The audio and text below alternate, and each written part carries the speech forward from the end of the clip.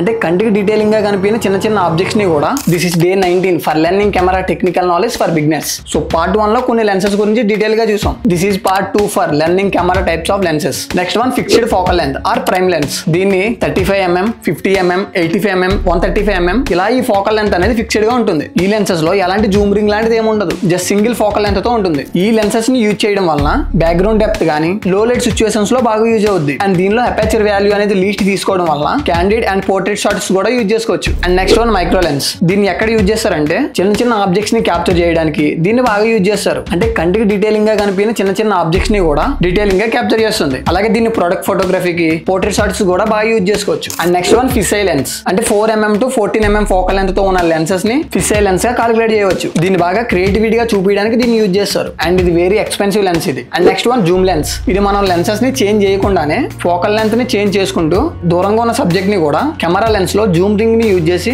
Perfect images ని తీయవచ్చు. దీని వలన యూజ్ చూస్తే different types of focal length ని కూడా కవర్ చేయగలదు. అండ్ ఇవి చాలా వెయిట్ అండ్ ఎక్స్పెన్సివ్ గా ఉంటాయి. అండ్ దీనిలో వైడ్ యాంగిల్ జూమ్ అని, స్టాండర్డ్ జూమ్ అని, టెలిఫోటో జూమ్ అని అనే టైప్స్ కూడా ఉంటాయి. సో ఫాలో అండ్ షేర్ చేస్తే ఇంకా చాలా విషయాలు డెప్త్ గా మాట్లాడుకుందాం.